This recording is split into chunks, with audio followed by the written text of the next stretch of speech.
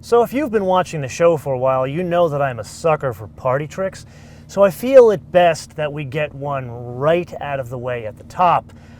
So let's put the clutch in here, come on over, and go up to where first should be. And the reverse camera goes on. Something tells me all is not right in Camelot. So let's try this again. Maybe first is over here. And no, it says 2 there. And actually, well, the camera just went off. But instead, people, this ain't your father's Oldsmobile. It's actually not even your father's car at all. It's more like your grandfather who used to race a lot. It's his car and his transmission. So gear shift over, down, and that is first gear. So with that, shall we?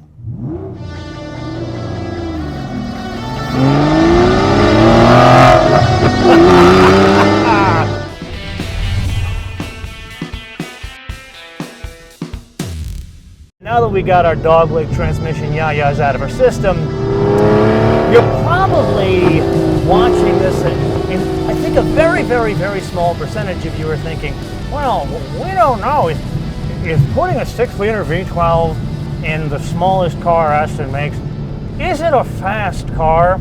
But here we need to focus on something rather different, and that is how on God's green earth they shoehorned that in there. And this, guys, puts out 571 horsepower, which comes in at 6,650 RPM. But this, yes, it's special because it's a small car with a big engine, basically the old muscle car trick. But it's special also because it's fitted with a sports pack, which means it's good for an additional 5 horsepower. So 576 horsepower, which comes in at the same engine speed. The torque is similarly affected. So right out of the box, it's 457 pound-feet of torque, which comes in at 5,550 RPM. But with the sports pack fitted to it, it's 465 pound-feet of torque, which comes in at 5,500 RPM. You know, the guy from Aston Martin gave me crap about this, and he's like, you should try the AM shift. I'm like, what do you think? I can't shift? He's like, well, it makes you a hero. I'm like, excuse me, I know how to shift. He's like, well, it makes you more of a hero. So this is like Matt Becker's trickery here. So let's try this down. There's the downshift little blip.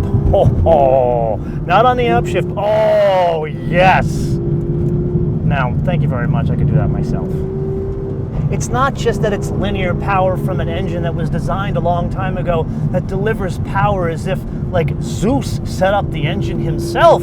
It's the power delivery plus it's being fed through a manual transmission. And I know, some of you have commented recently about, well, you don't really take into account the real buyer nowadays, and really, we really want automatic transmissions. Well, you know what? Tough shit. This is what you should want when you want a car like this.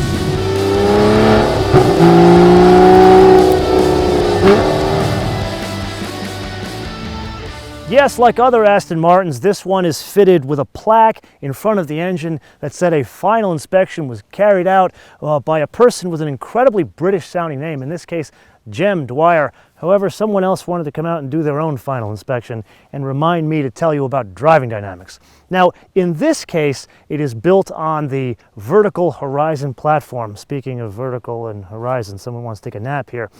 Anyway, while he takes a nap, let me explain this to you.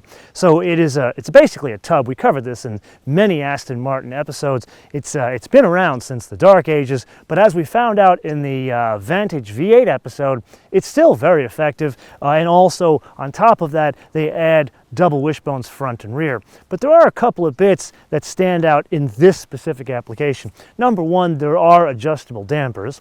And number two, and this is kind of more interesting here, this is their smallest, lightest car, but it is fitted with carbon ceramic rotors. So it's 15.7 inch diameter in the front and 14.1 in the rear. I would argue that those diameters are bigger than the wheels of my first car. What do you think? Anything else I'm forgetting? I guess not. So let's press on to driving.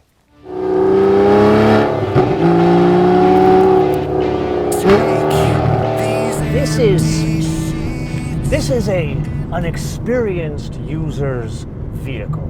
So you know how you get into like a 911 Turbo S or even a Nismo GTR, and that pretty much anybody can look like a rock star in a car like that.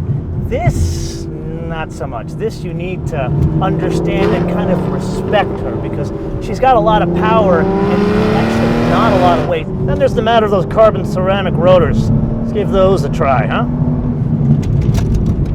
Okay, that's a lot. Okay, maybe this is not the place to try them, but you see, they work. The big point I wanted to bring up here was, oh man, this thing's got this sound. Oh God, this sound. The big point I wanted to bring up here is these things are designed for track use. Like in the McLaren 570, you need to be cognizant that those are carbon ceramic and their performance around town are different, very different than what you're used to. Here, you really don't get that. Every once in a while, you hear them, so you're like, oh, there's something wrong with the brakes, and it's actually not anything wrong with the brakes, it's just the makeup of the brake.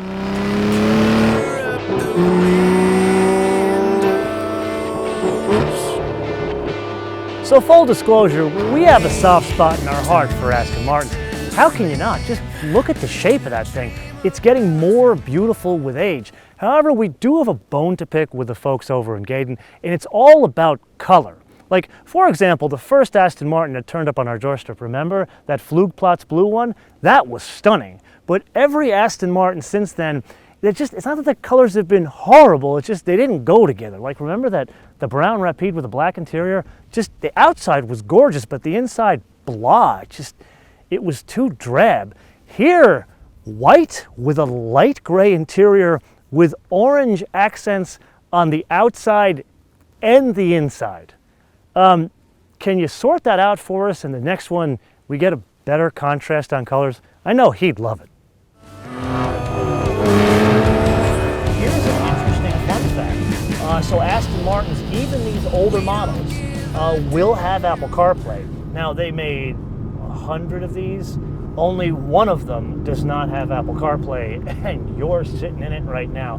Basically, this is a pre-production model, even says it on the door sill. Anyway, we talked about the Sport Pack, how it adds more power and changes the wheels. It also adds a lot of suede. It's the headliner, the dashboard, portions of the seats, even the steering column is covered in suede, and it really adds a lot.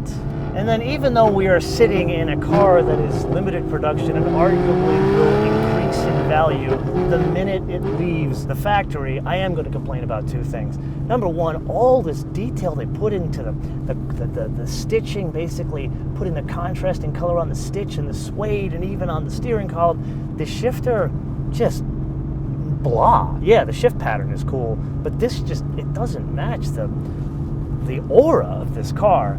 And then I'm going to do my usual please, and think of this as like an open letter to Aston Martin. Can we please have some sort of like open roof option in the coupe? Even Jaguar has seen fit to put like a glass, it's a fixed roof, but it's at least glass and open. I'd love something that lets some air in and still have the beauty of the design of an Aston Martin.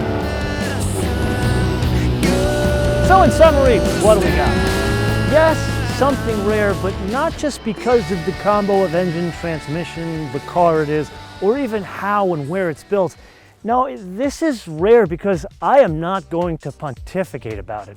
This is one of these situations where it is so imperfect and from a time gone by that those two things together make it magical, wonderful, and perfect all in one. Let me put it to you another way. If you were one of the lucky 100 people that got one of these, preferably in a better color than that and with a folding roof, could you please get in contact? Because I would love to take it off your hands, especially if you're not looking to charge my firstborn and me taking a pact of omerta. You get where I'm going with this. I want it, people. It's just that simple. So with that, I want to turn this around to you guys and leave you guys with a question. I'm not the only one that wanted to leave you with a question. And basically the question is this. We have had a debate over dinner with this vehicle. And we both feel this is basically money in the bank, much like a Porsche GT3 RS. It's one of those things where lucky few get them and they never go down in value. I feel like this is the case. Actually, he's the one really pushing this. So we want to know is, do you agree with us? Is this an immediate collectible and will it go up in value? Or are we completely wrong and eating the wrong dog food? And do you not agree with us? Either way, let us know why or why not. Let us know in the comments below or via our social media, MotoManTV all in word, MotoManTV all in word, Facebook, Twitter, and Instagram. And with that, I want to leave you with two things. Number one, make sure you download our fancy new mobile application, which you can download for free at Apple iTunes and Google Play. I know he has. And oh, by the way, we are live on 5 international airlines. And number two, I want to leave you with a fun fact. So we had a hell of a lot of fun shooting this car. We kicked off our season 7, as you know, with a very cool, not just 360, but 3D shoot. And if you saw, I was in that episode more than one time. But unlike this, where, you know, we shoot it and then cut and then shoot and then cut, there we had to shoot each segment the entire length of the episode. I know this is not as exciting, this is very boring. He wanted to come, but wouldn't let him. You have to shoot the whole thing from start to finish, even though certain, like this white car, I didn't talk the whole time. And remember, I was standing in front of that beautiful gray car.